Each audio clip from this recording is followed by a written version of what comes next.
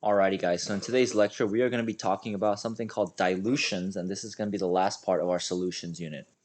Okay, so up until this point we've been talking about different solutions and things like that, and we learned that a solution is made out of a solvent and a solute. And if you guys just need a quick review on that, a solvent is the thing that does the dissolving, so the thing that you're dissolving something into, and the solute would be like the stuff that is being dissolved. So easy way to think about this is if we have like salt water, the water would be the solvent because it's doing the dissolving, we have more of it, and then the solute would be salt because it's dissolved in here. So I have just a simple representation right here.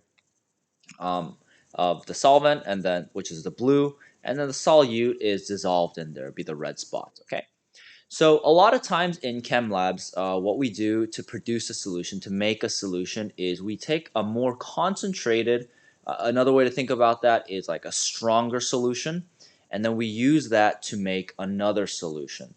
Okay, oftentimes that stronger solution, so the stronger solution is called the stock solution. Okay, it's called a stock.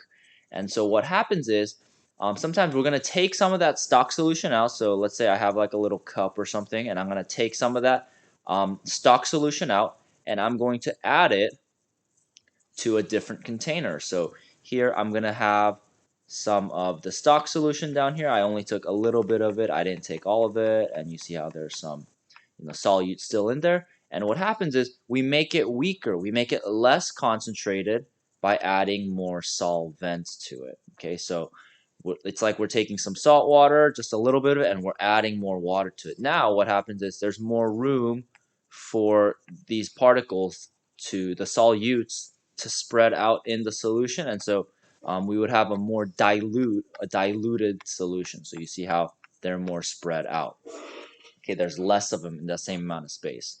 Now you guys are probably familiar with dilutions. A common way of us diluting something is when something tastes too strong, like if it's too salty or it's too spicy, what we'll do is we'll add more water to it. Like if we have a soup or something like that, if it's too spicy, oftentimes we'll dilute it, we'll make it weaker, less spicy by adding more water to it, right? So we'll dilute it. Or if something is too salty, we can add more water to it, and then we'll dilute it. We'll bring down the concentration of salt because it still has the same number of salt particles, but it's just that there's more solvent to, I guess, like balance that out and to make it more dilute. And that's what we're going to be talking about today. Okay, we're going to be learning how to do the calculations for diluting something so that we can make something the exact concentration that we want using a stronger or stock solution. Okay, so let's learn the formula for that. Now, the formula that we're going to be using, it's kind of fun to say. It's M1V1 equals M2V2. Okay, M1V1 equals M2V2. Make sure you guys write this down. And if you guys need it, make sure you write down the explanation here. So the M1, it represents the current concentration, so the stock concentration. So whatever the stock is, the stronger solution that you're using, whatever its concentration is, that's M1. Now, we can talk about concentration in terms of molarity, capital M, molality, lowercase m. Another way you can think about it is percent, so a percentage concentration. Like an easy way to think about this is alcohol, right? Alcoholic beverages have like percent alcohol, right? So there's like 5% alcohols up to like 20%, maybe even 40% alcohol. Okay, and that talks about concentration. The volume that we need is V1. V1 is volume, so the amount that we need. Again, this is for our stock, the starting amount, and it's however many milliliters or liters of the stock we're going to use in order to create the other side, which would be the diluted. So M2 and V2 talk about the diluted the one that got made weaker. Okay, and it's the same thing. The concentration is represented by capital M, molarity, molality, or percent, and the volume talks about like milliliters and liters. So basically, an easy way to think about this is the left side is about the stock. How strong is the stock solution, and how much of the stock solution do we need? That's what M1 and V1 is talking about. Whereas the right side, the M2 and the V2, is about the diluted. How strong is the diluted solution going to be, and how much diluted solution are we going to make? Okay, so we'll go through 4 different examples. They're pretty quick on how to do different problems using this formula, M1V1 equals M2V2. All right, so let's take a look at the first example. All right, so in the first example, we have this problem. If 25 milliliters of a 2.19 molarity solution is diluted to 72.8 milliliters, what is the final concentration? So here, I have a little diagram just to help you guys visualize what's happening in this problem. So before we get started, whenever we have a dilution problem, we want to start by identifying which variables we have. Do we have M1 and V1? Do we have M2 and V2? And whatever we don't have is probably what we're going to be looking for. All right, so let's just go through the numbers and figure out, is it talking about the stock solution, the thing that we start off with, the stronger one, or is it talking about the diluted solution, the weaker one, the one that we diluted? Okay, so let's start with 25. So if 25 milliliters of a 2.19 molarity solution is diluted to 72.8. Now, this is the key phrase right here, diluted to 72.8.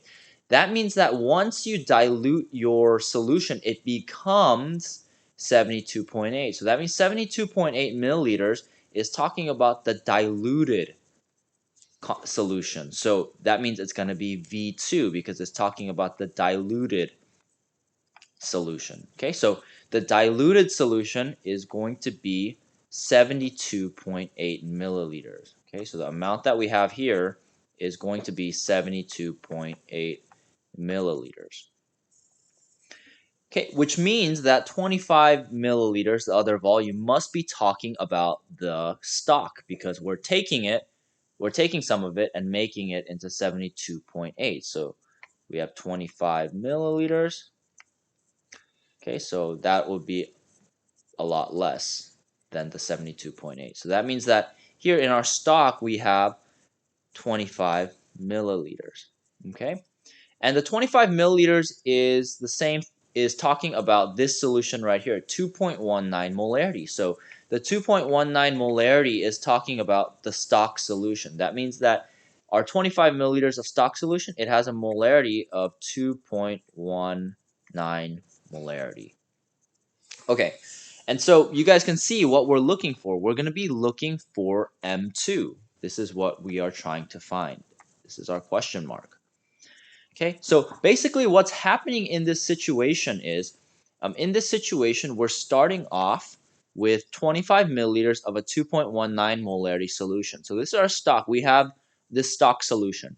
And what's happening is, we turn it into a 72.8 milliliters. That means that we're diluting it. We add some solvent to it. We add to it. That's why you see here in this picture that the solvent level is higher here than here because there's more. And so when we add more solvent to it, the concentration is going to go down because it's going to be a weaker solution. And so basically what we're trying to find out is how much weaker did the solution get? What is the new concentration?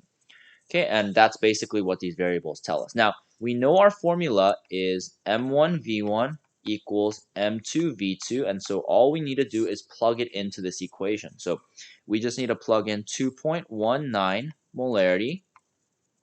V1 is 25 milliliters equals, we don't know M2, so we're just going to write M2. And for V2, we're just going to write 72.8 milliliters. Okay? And so basically what we have to do is we need to solve for M2. Now the left side is very easy to do. You're just multiplying. So we're just going to do 2.19 times 25. And that's going to give you 54.75. So we have 54.75. And then on the right side, we still have M2 times 72.8 milliliters. Now, we want to make M2 by itself. We want to get M2 by itself. And so since M2 is being multiplied with 72.8, what we're going to have to do is we're going to have to divide by 72.8 on both sides. So we're going to divide by 72.8 on the right side and on the left side. If we divide by 72.8 on the right side, this cancels out. And then here, we just need to do 54.75 divided by 72.8, and that's going to give us a final answer of 0.752. Okay, so here we're just going to extend it. M2 is 0.752, and it's going to be in molarity because that's what we started off with for M1. So that's your answer. Your M2 is going to be 0.752 molarity. Okay, so going back to the original problem, basically what happened is we started off with 25 milliliters of a 2.19 molarity solution, and then what we did was we diluted it. We made it weaker by adding more solvent, which is why, again, the solution level went up. But once you got the solution, the volume to 72.8, the new concentration is 0.752. So if you notice this number right here, M2 is smaller than M1, which makes sense because we made it weaker. If it's weaker, the number should be smaller. So that's an easy way to check if you guys did the problem correctly. But the final answer here is 0.752 molarity. All right, so let's do another type of problem with dilution. So we'll go to the next problem. Whoa, okay, so there's a lot of text. And so some of these dilution problems will require a lot more reading and thinking about it. So let's go through this problem together. So in an emergency room, a doctor orders an intravenous, so IV, delivery of 550 milliliters of a 0.01 molarity KCl solution for a patient suffering from hypokalemia. Okay, that's low potassium in your blood. Okay, the hospitals only carry a 2 molarity stock solution of KCl that needs to be diluted. Okay. All right. So in this problem, we want to start off again with M1, V1, and we want to find M2, V2. Okay, so let's just look for M1. So remember, our M1 and V1 is always talking about the stock, and then the M2 V2 is talking about the diluted part. So for our stock, it's very easy to find M1. It's 2 molarity because the stock solution is 2 molarity. So in the hospital you're working at in this situation, you guys only carry a 2 molarity stock, and it needs to be diluted. But your doctor is not ordering 2 molarity. Your doctor wants a 0.01 molarity solution. So that means your M1 is going to be 0.01 molarity. And how much does your doctor want? Your doctor wants 550 milliliters. Okay, which means that for this problem, you need to figure out the V1. How much of the stock solution do you need? So how much stock do you need to make your diluted solution? Okay, so you have your stock solution and you got to dilute it. You got to make it weaker. But how much of that stock solution do you need? Now we're going to use our M1 V1 formula again. So M1 V1 equals M2 V2. Okay, so we just plug in the numbers. So M1 is 2 molarity, so we're going to plug that in. We don't know V1, so we'll write V1. Our M2 is 0.01 molarity, and our V2 is 550 milliliters. Okay, so very easy. On the right side this time, we're going to just multiply them together. So 0.01 times 550, and you'll get 5.5. So here we get 5.5 on the right side, and on the left side we still have 2 molarity and we have V1. So the best way to solve this out, we want to get V1 by itself. Since it's being multiplied with 2 molarity, we're just going to divide both sides by 2 molarity. Okay, that way the 2 molarity can cancel out. And then on the left side, the only thing you have left is V1. And then for the right side, to solve that out, all we got to do is 5.5 divided by 2, and we get 2.75. Okay, so we get 2.75. And since V2 was milliliters, that means V1 is also going to be in milliliters. So this is our final answer. Okay, so basically to answer the question of how much stock do you need, what you're going to do is you're going to be taking 2.75 milliliters, a very small amount of your 2 molarity stock, and then you're going to put it into a different container.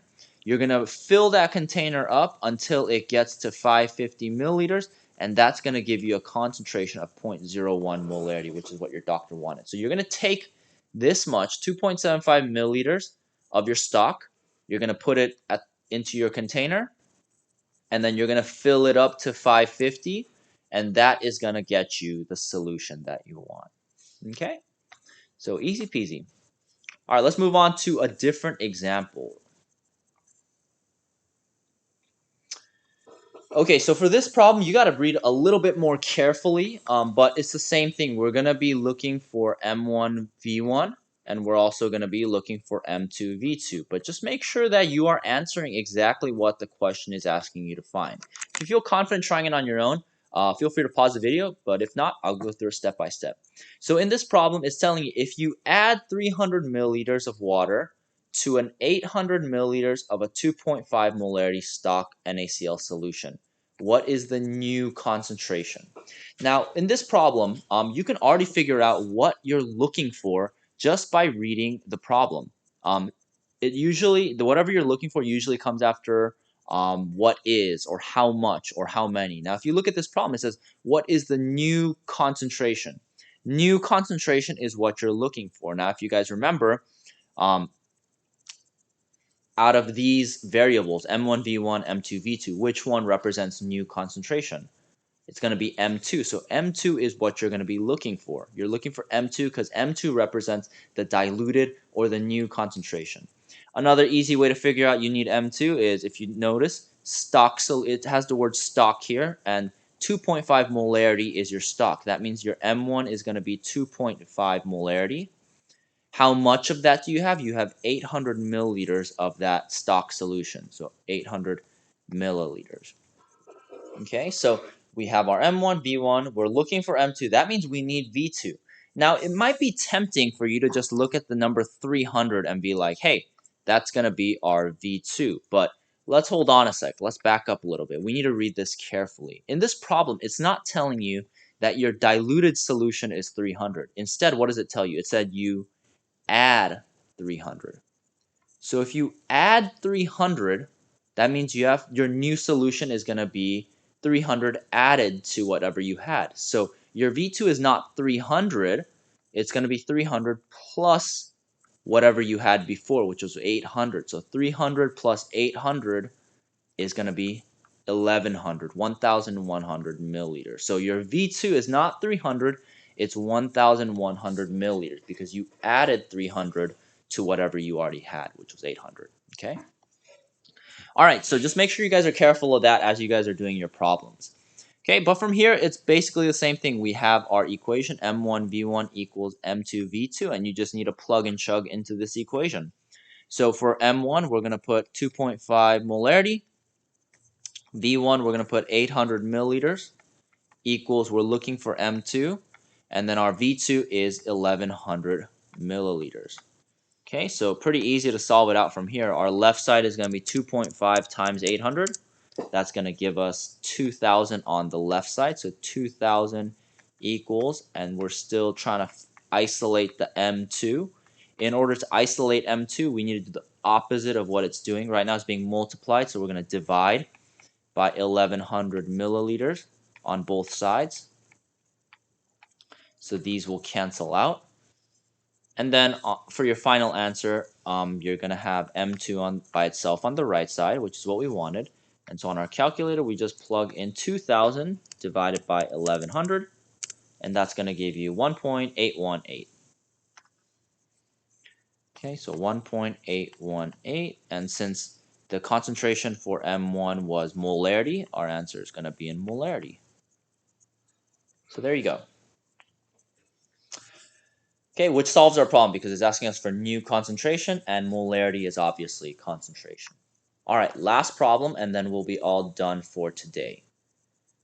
Now, I said earlier that when you look for M1 and M2, it doesn't always have to be in molarity, right? It could be in molality, it could be in percent, it could be in any type of concentration. So here, in this problem, it's asking us how many milliliters of an 85, oh, there's a typo right there. It shouldn't be an. It should be an 85% stock isopropyl solution. isopropyl alcohol solution is needed to produce 1200 milliliters of a 20% isopropyl alcohol solution. Okay, so again, same thing. We're going to be looking for M1, V1. We're going to be looking for M2, V2. And then we're going to be solving it out. Okay? Okay, so right away, we see that word stock. So stock is always talking about M1 and V1. So the number we see in front of it is 85%. Percentage is probably about concentration. So we are going to put 85% for M1. Okay, and we're trying to produce, so something that we're trying to make, we're usually trying to make a diluted solution. So that means the numbers following after it is going to be about the diluted solution. So 1200 milliliters is going to be your V2 because you're trying to make the dilution. And then your 20% is what you're trying to make, which is going to be M2, which means you're looking for V1. V1 is what you're looking for. Okay? So pretty simple. Same thing as usual. It's M1, V1 equals M2, V2. Okay, so our M1 is going to be 85%. We're looking for V1. Your M2 is going to be 20%. And the V2 is going to be 1200 milliliters. So this time we're going to multiply the right side. So for the right side, we're going to do 20 times 1200. You're going to get 24,000. So I'm going to put 24,000 on the right side. The left side, we're still trying to solve it out, is 85% and V1. But in order to isolate V1, we're just going to divide by 85% on both sides. So divide by 85%. The 85% cancels out on the left side, which leaves us only with V1. So the V1 that we need is going to be 24,000 divided by 85. And our final answer, the amount of stock solution we need is 282.353 milliliters. Okay, so for this topic, the math isn't very hard. It's basically the same types of problems over and over again. The hardest part is just reading and interpreting the problems. Just make sure that you guys are reading carefully. Anyways, other than that, let me know if you guys have any questions, and good luck on your assignment. We'll see you guys next time.